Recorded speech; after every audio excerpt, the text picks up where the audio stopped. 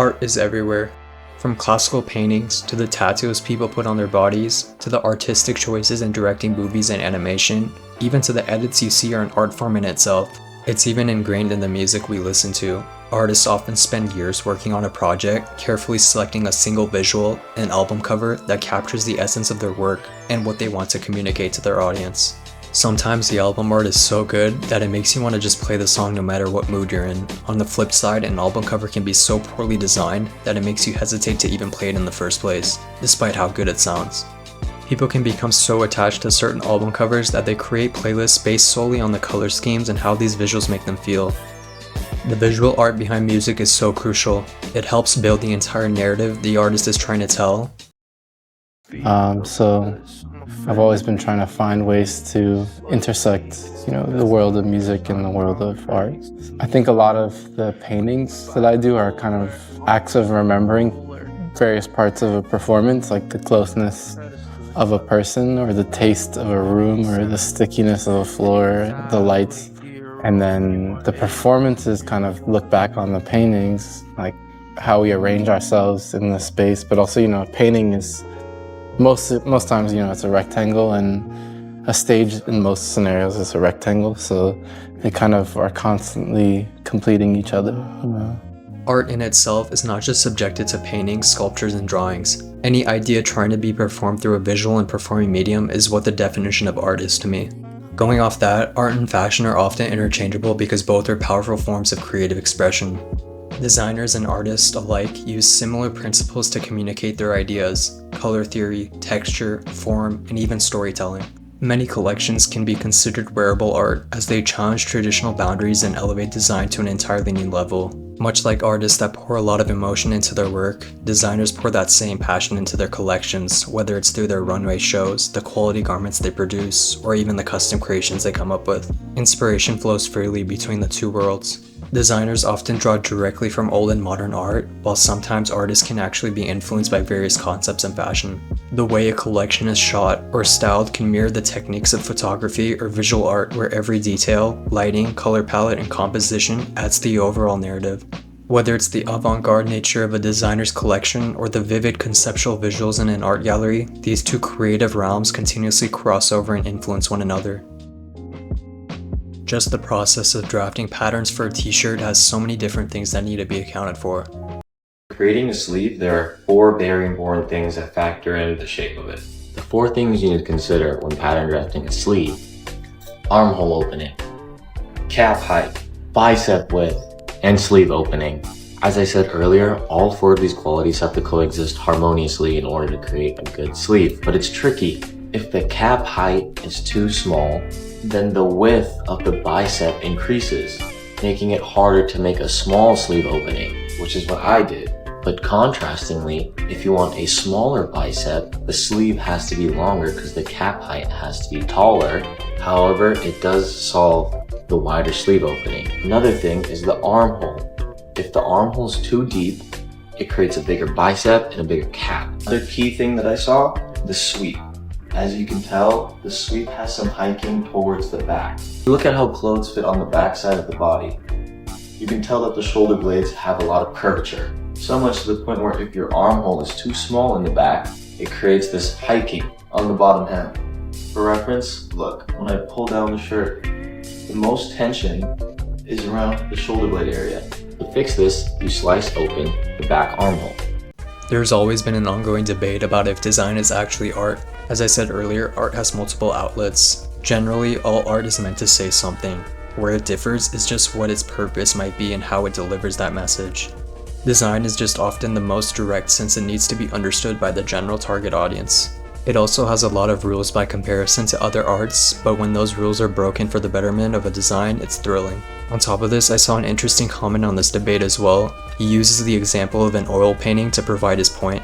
An oil painting may be beautiful, invoke emotional responses, or prompt discussion. A movie poster may be nearly identical and have all the above characteristics, but what defines it as a piece of design is its ability to inform you about a movie. It was created to serve a functional purpose. Adding a little more about his point about movie posters, which is completely accurate. Movie posters nowadays are just a bunch of floating heads with no purpose. However, sometimes those posters do actually provide a purpose. Color in general is very important. A good example of this is the parallel between these two posters. Just by looking at these two posters and the hue of red used, you can tell exactly what to expect. Two completely broken and vengeful characters on a mission that in the end both become literally reborn in their respective stories. When I look at some of these pieces put out by these talented designers, I'm sometimes just like, damn, that is truly a work of art. As always, I love to give spotlight to some brands that encapsulate this artistic approach. This first brand that I'm going to feature is something I found through Armpit Musty. He styled this belt that caught my eye immediately. The belt is from Rekaorga, which is crafted with cowhide leather and zamak ornaments made in Turkey. Zamak is a family of alloys with a base metal of zinc and alloying elements of aluminum, magnesium, and copper. I believe they were able to make the belt design with the help of Rowan Hamid. He is an architect and VR concept designer based in Germany. In this photo, he styled the belt in a way that only showed 3 strands. I'm not actually sure if they can be removed or not, but the belt is definitely top tier.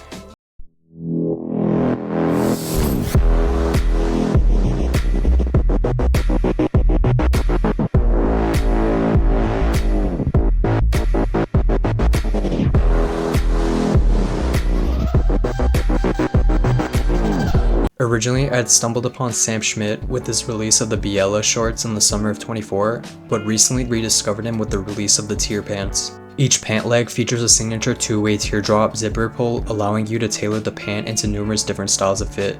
Accompanying the pants, the Palermo jacket, which is piped with a genuine Italian leather trim throughout the entirety of the garment and features double front pockets as well as side seam welt pockets with an exaggerated hood.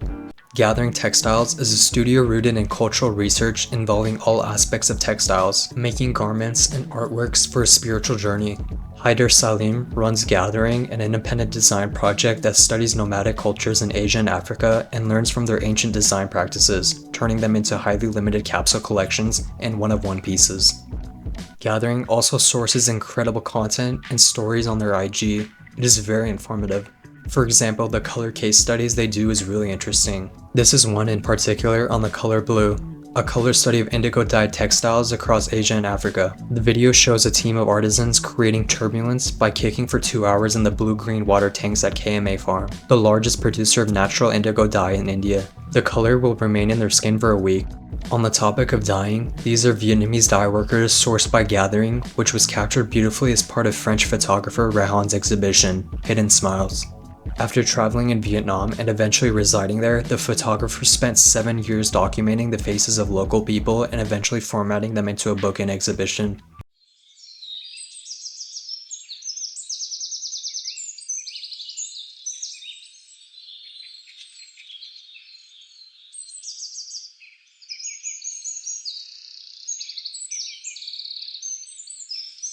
What I like about some of the Ampere pieces is the way you can play around with the silhouettes. The distorted knit sweater in alpaca wool and 2 hidden magnets hand sewn along the right side of the sweater enables the hem to be folded in place. And the adaptive overlap trousers in stretch virgin wool polyester doeskin with 8 hand sewn hinted magnets along the legs and hems. It allows for the fit and shape of the trousers to be adjusted all based to preference. Subwaestudios, founded by Christopher Akpo in 2018, it is characterized as a storytelling unisex brand with aesthetic evolution. The foundation of the brand lies in the utilization of sustainable materials sourced from Ghana, drawing inspiration from architecture, art, and Ghanaian landscape. Demiurgo Studio is Leather Avant-garde. It was born by combining the high quality of leather with innovation. Thanks to the Rappel family tannery, which boasts a long history in the sector, it all began in the 70s, when their founder Nicolas Rizzo, returned from a work trip in France, decided to set up the Rizzo-Nicolas tannery. Then 20 years later, in 1989, he decided to start a new company with Demiurgo. Their approach to sustainability is based on continuous research and improvement. Thanks to the supply of raw materials in the family tannery certified by LWG, Demiurgo boasts a 100% sustainable supply chain. They are also committed to promoting projects for sustainability. Another avant-garde brand from South Korea is Asparagus. They have some quality pieces, and my favorite collection is probably their Fall/Winter 24 collection, titled Matured a Little, specifically because of their outerwear selection. Aside from clothes, a brand focusing on experimental footwear and innovation is Outbreaklab. They released 2 shoes recently. First, the Anorak shoe. They explored distinct rock morphologies and replicated them procedurally on the surface of the shoe. The shoe also features vents, which ensure optimal airflow and thermal regulation. Inside the shoe, they have an algorithmically generated lattice structure with varying densities across the shoe. Originally, they tried to manufacture this using FDM printing, but ran into a few problems. The shoe is SLA printed in 100% elastomeric polyurethane. The second shoe, the Reptolons. They set out to design a barefoot training shoe that equally prioritizes form and function, drawing inspiration from the intricate patterns of reptilian scales and informed by anatomical structure of the human foot. The shoe features an auxetic structure at the collar and tongue to provide lockdown without compromising wearability. Computational design played a crucial role in the development of the shoe, enabling rapid iteration and optimization to enhance both performance and aesthetic complexity. The result is a shoe that not only looks striking, but also supports natural foot health and movement. Along with their footwear, the shirts and outerwear pieces they create are also really detailed and thoughtfully made. Transnomadica, founded by Maurizio Donadi, is an archive and retail concept in motion. They collect and curate American, European, and Japanese denim, workwear, and military apparel alongside vintage fashion and collectibles. Anchored by a panoramic perspective on utilitarian design and genuine artisanship, the archive is open to private clients, designers, and creators of all kinds who are inspired by the aged, the undiscovered, and the forgotten. Services include customized concept ideation, research, and sourcing for creative interpretation of excess, obsolete, and leftover goods. He has worked with major names in fashion from Armani to Ralph Lauren to Diesel and even Levi's. At the end of his corporate career, he was left with the clear idea that to succeed in life and in business, you need to follow your instinct no matter what. Maurizio is captivated by objects touched by age. In them he sees layers of meaning, the intentions behind the original design, the patina of their use and reuse, and the way they have been shaped by natural elements over time. With them, he curated living presentations alongside other objects both new and old to inspire unconventional perspectives on the depth and richness of vintage. I really liked his answer in one of his interviews he gave about the question of if there is an innovation in the denim world that fascinated him and what he would like to use. He says the creation and innovation comes from small brands designing products differently or large textile companies heavily investing in regenerating waste, creating biodegradable and or compostable fabrics. Of course, factories are getting cleaner and wages are ever more taken into consideration. Wash houses are now using alternative chemicals, reducing water consumption, but fundamentally, he says we are still oversupplying the world with more stuff, which in a sense may be cleaner but still exceeds demand. When he was asked about where he sources, he responded with, "I will never tell you where I do my sourcing, but I can guarantee that I rarely go to flea markets such as the Rose Bowl." My grandmother used to call me nomad. So the Transnomadica to me means the experience that you get by traveling, by being nomadic across all type of cultures. Other archives are based on more luxury items, so they are looking for collectibles that are in perfect condition. I'm looking the perfect item in the imperfect condition. We have abolished the word designing here because we are hackers, and we're actually very proud of it. Because a hacker usually honor the original design, study it, and then makes that item in this particular case to look and feel like different thing. I do collect color palettes from artists, and I have a bunch here. Color palette is extremely personal. Extremely personal. It's the closest you can get to the final art. I collect them because it shows the process. It's the art before the art. It shows one of the elements in the process of painting. It's not necessarily it's the journey, not the destination, if you will, right? I originally discovered him through Jace's video on YouTube, which I highly recommend you check out. It's definitely one of my favorite videos I've watched for sure. There's something about artists being style icons. The first one that comes to my mind is Bryant Giles. Bryant is an American artist raised in Chicago, moving to Los Angeles later on, and now residing in Tokyo. He has been making art since he was around 3 years old, and in the early stages of his career, Bryant would use a blind technique in which he'd draw and paint with his eyes closed. until he was finished with the piece, training himself to rely on his memory rather than on still life subjects to create. He has had countless collaborations with brands, from his own brand collabing with Asics dropping bomber jackets and the Asics GT 2160 to the New Balance collab in 2022 and a Nike collab back in 2018. I do think some of those older collabs definitely left a bad aftertaste for him. In my opinion, I think currently he is the best dressed man. A close second is this man right here, which I'm probably going to cover in a future video.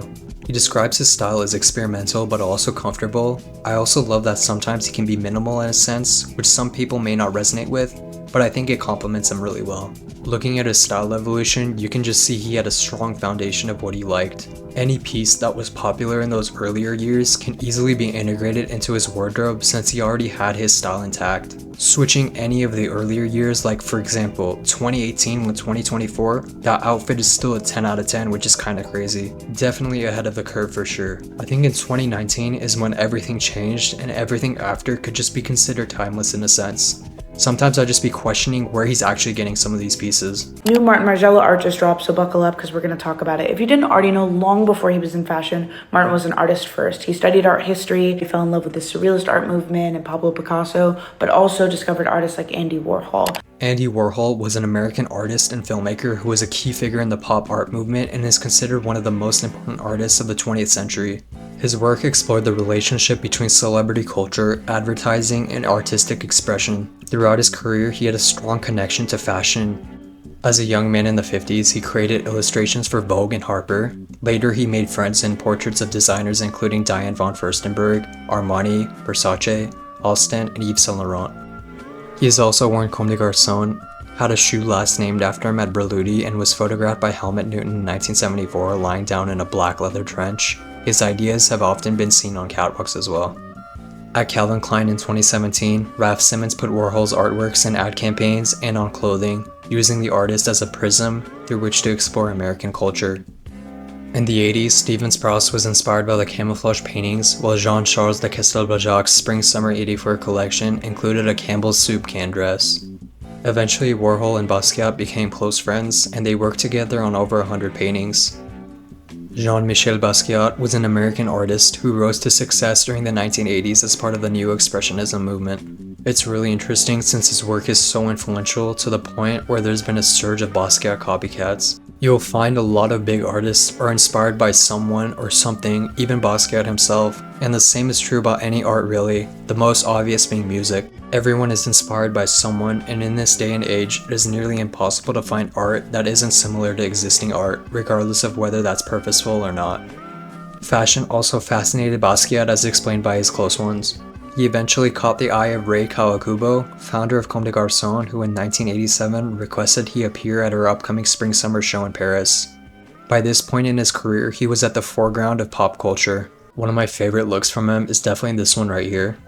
He was wearing a Gaultier sweater from the Spring-Summer 1985 collection, and he was also wearing the Issey Miyake 101 sunglasses. He bought the eyewear as soon as they were released. The relation between Basquiat and Issey Miyake had begun 2 years prior when the designer commissioned a fashion editorial with him. At the time, its simple design of a line and two circles was a clear, understated graphic form which was considered one of the most recognized models of Issey Miyake eyewear. Want to know someone who's been fly for almost 5 decades? 1969, 1972, 1980, 1988, 1989, 1990, 2000, 2017, 2019. I get bored in England. You always feel you can never do anything, or you can't change anything. That's the way I feel. In America, I always feel freer.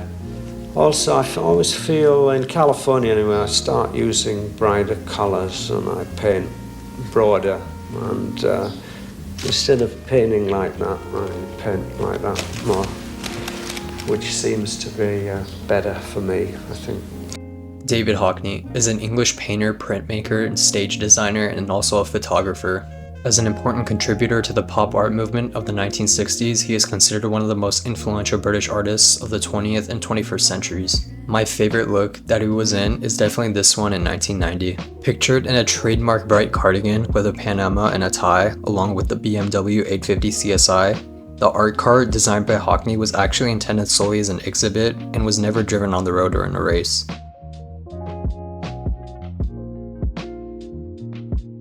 Here's some other incredible artists you should definitely check out. Jasaya Neale approaches his work with a profound connection to portraiture and storytelling. Infused with personal history, identity, and the subtle beauty found in everyday life, Neale's artistic approach champions both his painting practice and his intimate relationship to photography. Mainly painting is my thing right now. What motivates my painting would definitely have to be my family. My family really inspired me to like push for my art and really like take it to the next level. Even from a kid, just trying to like inspire my brothers and sisters and showing them, you know, if I can do something, they can do it too. As far as like my painting, what inspires the works, photography, the things that I see daily in my life, very cinematic photos and stuff like that really inspires my pieces that I create. Yeah, just pretty much the things I see when I walk outside, really what I try to create into my works. Half Japanese, half Canadian, Andrea Wilkin has been painting for around 10 years, drawing inspiration from her childhood memories. It initially started when she was working in an office, working on commissions for people there, which slowly started to spread to a wider audience and eventually leading her to working with clothing brands in different companies.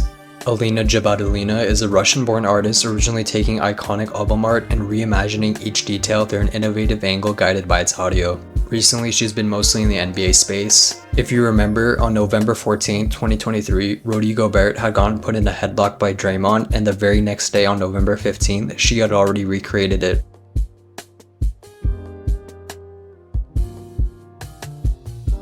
Born in Nigeria, Soldier is one of London's rising artists. He originally ran away from home at the age of 16, while always knowing he wanted to be an artist in his teen years. He mentions that he took on the name Soldier not because he believes in wars, but he wanted to take something that has one meaning and change it to something that's more beautiful. In 2023, he collaborated with Duke Dexter, and for Timberland's 50th anniversary, the limited boots were hand-painted in American patriotic patterns with faded stars and stripes resembling the US flag.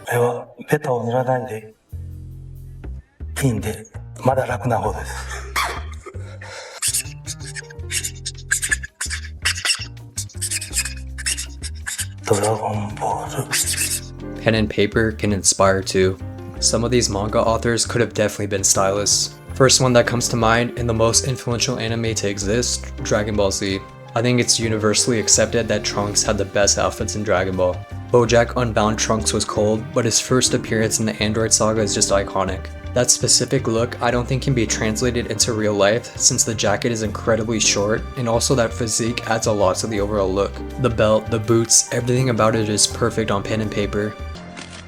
It's over 9,000! What, 9,000? For Vegeta, the Batman shirt is most popular among the general audience, but this look right here might be my favorite.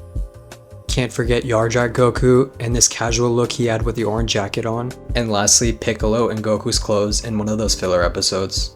It's also interesting to see how the term aura is in our vocabulary now, and Akira Toriyama really might be one of the most impactful figures not just in the world of manga and anime, but also transforming the medium beyond borders. Bleach. When Bleach came out in the 2000s, I think it had some of the best style in regards for teens or young adults. It was a bit ahead of its time in a lot of regards. A lot of Ichigo's jackets were some of my favorites, and the most popular cover I can think of is definitely the cast walking up the stairs. Was a fan favorite for sure. I think a really underrated look would be Grimmjow's. Not this one, I'm talking about this one. The black and white, the double belt, the cuff on the shirt, the zip halfway down, and his hair standing out, just 10 out of 10. One Piece character designs as a whole are pretty crazy. Oda definitely did his thing with such a large cast of characters. Some personal favorites would be the three admirals, specifically this panel showing Kizaru, Akainu, and Aokiji. Early Law was lacking a little bit, but in later episodes, he started to show out. As regards to Ace, his whole design is just cold in general, but his first appearance pre-time skip was where it was at. I don't care if she's a girl or a baby or somebody's grandmother. I'll still knock her out. If we're being real, Yu Yu Hakusho possibly had the most amount of drip. This man Yusuke had a fit for almost every occasion. Some of the official art showcasing the whole group had a lot of great looks featuring Hiei, Kuwabara, and Kurama. The author who wrote Yu Yu Hakusho, Yoshihiro Togashi, also did Hunter x Hunter. So I can't forget about Killa, who also might have inspired Gojo's design from JJK.